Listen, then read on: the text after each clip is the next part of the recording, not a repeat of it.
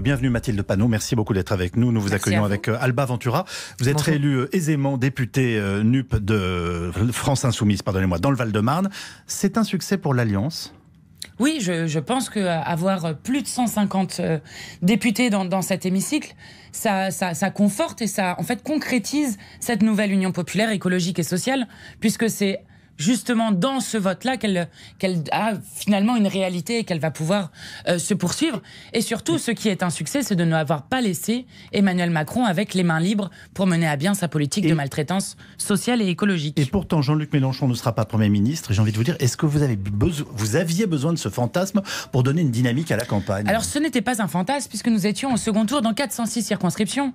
Donc, c'était tout à fait une possibilité. Nous n'avions pas besoin de ce fantasme, mais nous avions besoin d'un élan pour que les gens comprennent qu'avec cette élection législative et cette élection de l'Assemblée nationale, tout pouvait encore changer, puisque c'est elle qui va déterminer le gouvernement, et que je dois vous dire que la Macronie ayant subi un revers extrêmement fort, je ne sais pas bien comment ils vont faire un gouvernement, justement, pour mener à bien la politique d'Emmanuel Macron. Mais vous êtes déçu parce qu'il n'y a pas de cohabitation, c'était à ça dont vous rêviez.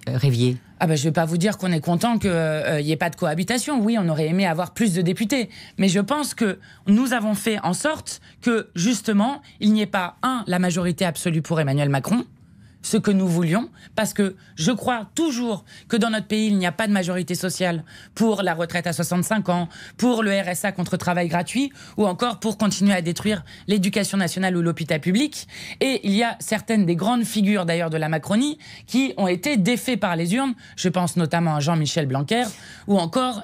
En aucun cas, vous n'allez négocier avec la majorité macroniste ? Non, je crois que nous portons des visions du monde extrêmement différentes. Vous avez d'un côté... Mais la loi pouvoir d'achat, par exemple, vous y êtes aussi intéressé ? Oui, enfin, si c'est pour augmenter le SMIC de 25 €, excusez-nous, mais je crois que ce n'est pas du tout la méthode économique que nous voulons faire. Nous pensons qu'au contraire, il faut mettre le SMIC à 1 500 € net, et que c'est comme ça qu'on va relancer la consommation populaire et donc l'économie dans notre pays. À qui vous allez demander de voter ça avec vous, par exemple ? À qui vous pourriez demander ? Vers qui vous pourriez vous tourner ? Sur la question du SMIC à 1 500 €, eh bien, on portera ça probablement, on portera une autre propre loi pouvoir d'achat avec la nouvelle Union populaire écologique et sociale, et on la présentera à l'Assemblée. Je vais vous dire ce qui va être différent. Ça ne suffira pas, Mathilde Panot ?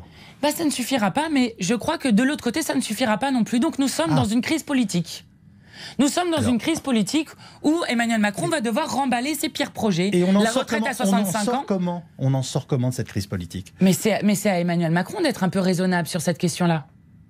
C'est-à-dire vous avez pendant 5 ans un président de la République qui a décidé de gouverner tout seul, de faire ce que nous appelons le monarque républicain, c'est-à-dire le pire de la Ve République. Décider tout en Conseil de défense, couvert par le secret défense, piétiner le Parlement comme jamais. Eh bien maintenant, il a un Parlement qui ne sera pas composé que de Playmobil, et donc il va devoir faire avec. Et nous allons faire notre rôle de parlementaire, et si nous pouvons emporter des votes, nous le ferons. Parlons de l'avenir. Vous venez d'évoquer celui du président de la République. Une question très précise. Quel avenir pour Jean-Luc Mélenchon ? Il aura 71 ans dans quelques semaines. Que compte-t-il faire et quel est son avenir politique au moment où nous parlons ? Je suis heureuse que vous pensiez à son anniversaire. C'est effectivement en août. Le 19 août, il est Lyon. Exactement. Non, Jean-Luc Mélenchon l'a redit encore hier dans sa prise de parole. Ne croyez pas que Jean-Luc Mélenchon va arrêter la politique. Il va prendre un autre poste de combat et vous le verrez encore souvent. Et voilà, à continuer. Quel poste ? Eh ben ça, il vous le dira lui-même. On est le lendemain de l'élection. Comment ? Vous en avez parlé avec lui ? Oui, c'est des questions que vous évoquez. Oui, bien sûr. D'accord. C'est vous qui allez diriger le groupe à l'Assemblée nationale ? Si le groupe m'accorde sa confiance, oui. Est-ce qu'Elisabeth Borne peut rester Premier ministre ? Est-ce que vous envisagez déjà de déposer une motion de censure contre elle ? Alors c'est une possibilité, effectivement, donc il faut qu'on en discute avec les différents partenaires de la nouvelle Union populaire écologique et sociale. En tout cas, ce qui est sûr, c'est que Elisabeth Borne est disqualifiée et que j'espère bien que nous arriverons à la faire partir. On parle du futur. Quel est l'avenir pour la NUPES ? C'est sans doute la seule question qui vaille ce matin. Fabien Roussel du Parti communiste français ne manque pas de rappeler que chacun doit garder son identité. Il le dit très clairement. Écoutez, monsieur Fabien Roussel a pris ses distances dès le début avec la construction que nous étions en train de faire. Je crois que ça ne reflète pas l'état d'esprit des communistes et que là, l'ambiance collective, notamment qui régnait encore hier à l'annonce des résultats, c'est au contraire une envie très forte de continuer à porter ensemble l'accord programmatique que nous avons, c'est-à-dire les 650 150 mesures sur lesquelles nous sommes d'accord et de continuer à porter les idées de 6e République, de partage des richesses ou de bifurcation écologique et solidaire. Dire Fabien Roussel était un faux partenaire. Ça nous amène à la vérité des chiffres. Le Rassemblement national, avec 89 députés, ça en fait 17 de plus que vous. Alors non, puisque nous nous comptons en tant que... Si je compare la France Insoumise au Rassemblement National, c'est-à-dire 2 formations politiques, ça en fait... Oui, mais nous nous sommes présentés en tant que NUP. Donc nous sommes à plus de 150 députés, ce qui vous admettrait est plus que 90. Je vais vous dire, moi, ce qui m'énerve dans cette question. C'est pas pour être désagréable, mais la réalité est bien celle-là en termes de parti politique. Vous êtes derrière le Rassemblement National, même si vous n'avez jamais eu autant de députés à l'Assemblée, ce qu'il faut évidemment rappeler. Mais donc, qu'est-ce que vous voulez me faire dire avec ça? La question, c'est qu'est-ce que vous en faites? Qu'est-ce que vous en faites? Nous faisons la NUP, justement. Plus de 150 députés dans un intergroupe, et c'est ce que nous allons faire vivre, l'intergroupe parlementaire de la nouvelle Union populaire. Mais je vais vous dire, moi, il y a une chose qui me révolte un peu sur cette question du Rassemblement national. Parce que ça aussi, c'est la responsabilité historique de la Macronie, et je le dis avec une certaine solennité.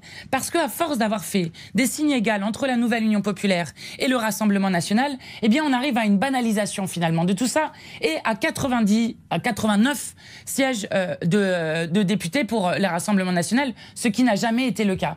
Lorsque j'étais sur France 2, jeudi dernier, et que je me trouve face à M. Bayrou, qui dit aux représentants du Rassemblement national qu'il n'est pas d'extrême droite, je trouve ça scandaleux. Il porte une responsabilité très forte dans ce qui s'est passé dans ces élections.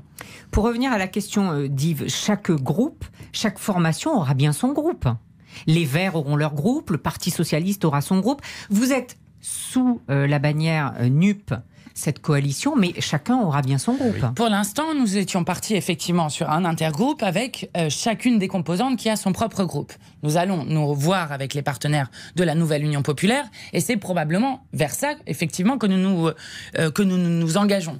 Mais je préfère que nous voyions d'abord les partenaires pour conclure ça, et c'est donc la semaine prochaine que nous aurons les groupes avec les membres des différents groupes. Vous allez demander la commission des finances, elle revient à l'opposition ? Bien sûr, nous sommes la plus grosse opposition. La France insoumise, ou vous pourriez la céder au Parti socialiste, par exemple? On en discutera aussi. Il y a une logique à ce que le groupe qui soit le plus nombreux à l'Assemblée, c'est-à-dire la France insoumise, l'est, mais ça sera une discussion que nous aurons avec les partenaires. Merci beaucoup. Merci.